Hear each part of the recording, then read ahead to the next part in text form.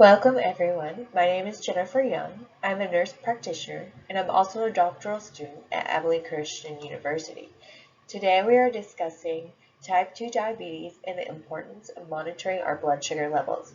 We'll be going over today why we should be monitoring things, what information we will gain from it, how this information can be used to guide us in treating our diabetes.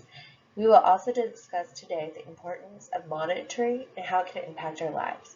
Today's information may be new for some and others a great refresher. Today we'll be discussing several topics related to diabetes.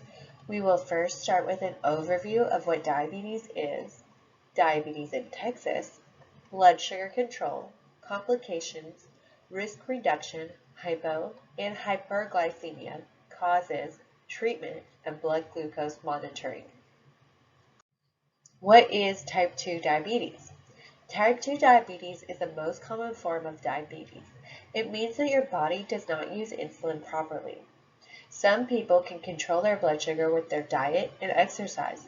Other people may need medication or insulin to control and manage it. Diabetes has steadily been increasing in prevalence in the last 10 years. In 2017, Texas was estimated to have approximately 2 million people with diabetes, which is approximately 11% of the population. The cost associated with having diabetes is approximately $18.9 billion. The first image of Texas shows the prevalence of diabetes. The dark green markings indicate higher prevalence. The second diagram shows the ratio of providers to patients. This diagram shows how insulin works inside of the cell. Our blood sugar is affected when we eat carbohydrate foods. These turn into glucose, which is sugar in our bloodstream. Glucose is our primary source of energy. Our pancreas produces insulin, which is a hormone that helps our body use glucose or sugar. Our body's cells do not have glucose and cannot use the energy without it. Insulin is like a car driving the sugar to the cells. Sometimes we don't have enough cars to transport the sugar, or sometimes the cars aren't going the right way to get the sugar to the correct location. When our bodies are producing enough insulin or cars to transport the sugar, but the cars are not driving to the correct location, that is called insulin resistance. Before diabetes, blood sugar was controlled with insulin. Carbohydrate foods are turned into sugar and released in our bloodstream. Insulin is then released from the pancreas at the right time and right amounts. Insulins are essentially the cars transporting the sugar to the cells to be used for energy. With diabetes, insulin production is affected. Insulin production is affected and there are not enough insulin cars to transport the glucose to the cells. Insulin is not working properly, which makes it harder for cells to get glucose, which is insulin resistance. Since we don't have enough cars in the blood to transport the sugar to the cells, we may have more sugar staying in the bloodstream. As a result, sugar stays in the bloodstream, resulting in higher than normal blood sugar. Low insulin equals no energy. Diabetes can cause complications. Our vessels are like highways transporting the contents of the blood throughout the body. Having a high blood sugar can affect large and small blood vessels. Microvascular, which are small vessels such as eye damage, kidney damage, erectile dysfunction. Macrovascular diseases, which are large vessels, are cardiovascular, peripheral vascular, and stroke. How do we help reduce our risk of complications or delay progression? The main way in which we can reduce the risk of complications and delay complications is through glycemic control. Managing diabetes can help reduce microvascular and macrovascular complications that can occur. The gold standard for diabetes management is maintaining an A1C less than 7%. An A1C examines how much sugar is attached to the red blood cells. Red blood cells last approximately 3 months, which provides average of the blood glucose. The month or so before the lab draw influences the result the most. An A1C is often checked every 3 to 6 months. However, an A1C may not match your self-monitoring blood glucose levels. Factors that can affect monitoring is the type of machine being used, user error, oxygen therapy, and elevation. What is hypoglycemia? Hypoglycemia occurs when blood sugars fall below 70. Typically, symptoms include sweating, shaking, palpitations, hunger, nausea, anxiety, tingling, fatigue, weakness, headache, dizziness, difficulty concentrating, difficulty speaking, loss of consciousness. When your sugar is low, your brain is not working as well because it runs off of sugar. The most often missed symptom of hypoglycemia is hunger. It is an often discredited warning sign of low blood sugar. If you're experiencing any of these symptoms, check your blood sugar. What can cause low blood sugar? Possible causes for low blood sugar can be a side effect of certain medications, such as too much insulin. Other causes can be excess activity, exercise, such as certain types of housework. Muscles will increase the use of blood sugar and can cause you to go lower. A delayed or skipped meal, alcohol consumption. If you're experiencing regularly low blood sugars, your medications may need to be adjusted. It is important to communicate the frequency of these events to your healthcare provider to improve your quality of life and to stabilize your blood sugars. That way you're not experiencing highs and lows, which will improve your outcomes and avoid potential serious complications. Being mindful about treating hypoglycemia is essential. The best treatment for hypoglycemia is 15 grams of quick-release carbohydrate in the form of glucose or dextrose. You can use something other than a fast-acting sugar. The con is that it can take time to break down and release into your system. With it taking time to release into your system, it can allow your blood sugar to continue to drop. You also want to make sure to not overcorrect where your blood sugar goes high after a low. 15 grams of glucose is equal to 3 to 4 packets of natural sugar that you put in your coffee, not the artificial sweetener. 3 to 4 cups of juice or regular soda. 6 lifesavers, 1 tablespoon of honey. Cookies are not ideal because they do take longer to digest. However, they can be used in conjunction with one of the other interventions listed above to help keep your blood sugar up.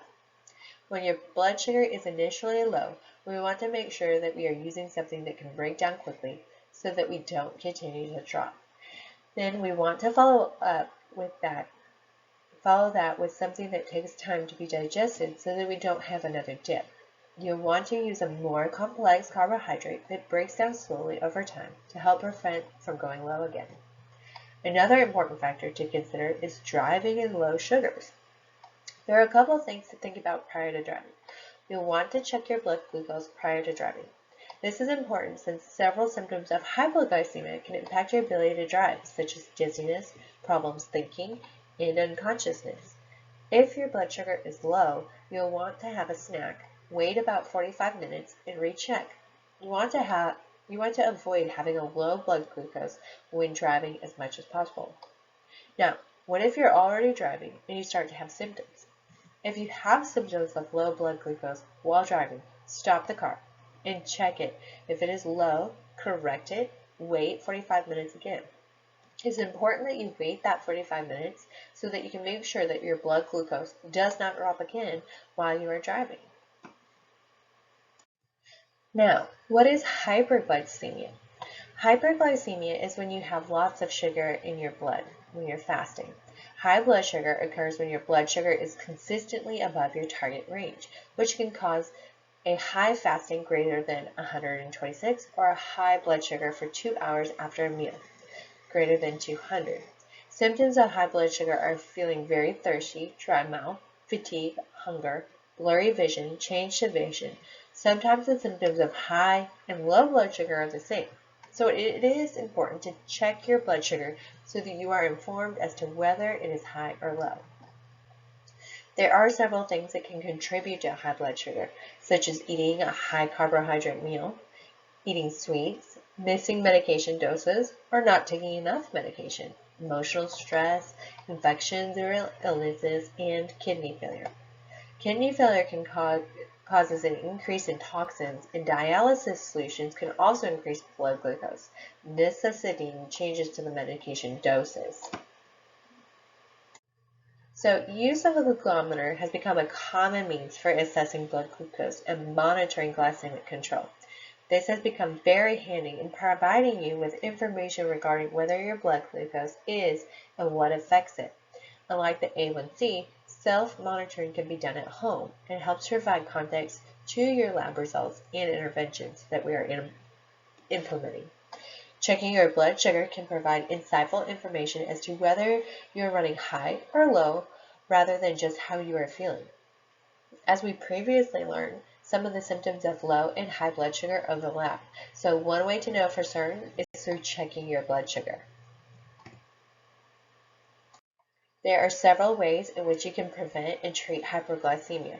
One way is through getting regular exercise. Exercise can help lower your blood sugar. However, prior to beginning exercise, it is important to check your blood sugar. If your blood sugar is greater than 240 milligrams, then you should also check your urine for ketones. Ketones are ketones are produced as a result of your body breaking down fats.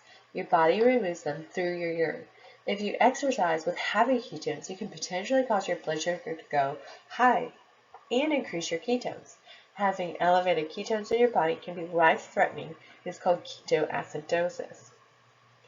Other ways to lower your blood sugar are by taking your medications as directed, following a diabetic diet, and communicating with your healthcare provider regarding hyperglycemic episodes and hypoglycemic episodes.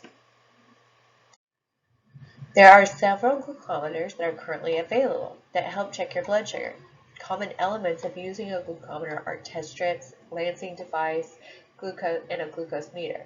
The difference in the meters range from size, ease of readability of display, blood sample size, second chance sampling, test strip manipulations, dexterity considerations. It is important to discuss different devices with the provider. They all prefer the same function, but some may provide a better benefit.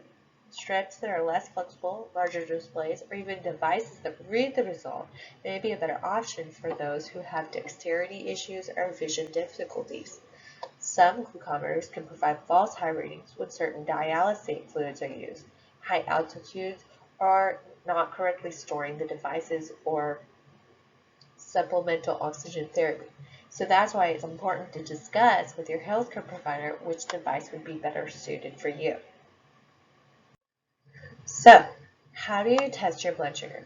The first thing you will want to do is prepare all of your testing supplies. After your supplies are prepared, you want to wash your hands. If you don't wash your hands prior to testing, you can have a high sugar reading as a result of the residue on your fingers from like a fruit or a snack. So after that, you'll then want to insert your test strip into the glucometer and wait for a message to apply blood sample. You want to insert this first as it is cumbersome to insert after pricking your finger. Then use your lancing device to poke your finger for a blood sample. You can find the best area to poke your finger by touching your hands together. The areas where your fingers are touching together, those have increased nerve endings. Even though you think that they look like a great area to test or provide the best sample, it would be more tender to test in those areas. A better area to test is around the edges of your fingers because they have reduced sensation. After lancing your finger, you will then apply blood to the test strip. Make sure to identify where the application window is before you test. That way you can quickly, easily apply. It is not all devices have the same application window. Then you wait for the result. So here are some important things to remember. Always ensure your test strips are kept in their original container. The container is designed to keep out of light and moisture, which will ensure the integrity of the test strip so that you get accurate results. Some lancing devices come with a depth gauge. Use the depth gauge on your lancing device to select the appropriate depth for your finger poke. Change your lancing device needle regularly so that you're not making yourself susceptible to infection. Also, try using the side of your finger instead of the pads of your fingers. This area tends to be less sensitive. To ensure accuracy of results, it is recommended to complete a lab to meter test once a year. Compare the results of the lab to the meter to establish accuracy. It should be no different than 15%. And then most meters are covered by most insurances. So, when should we test our blood sugar? Knowing how often to test your blood sugars and when is an important part of diabetes management. The frequency and time at which you will test will depend on several things: medications, your current diabetes control, to learn how various lifestyle factors affect your control, your risk of hypoglycemia or low blood sugar.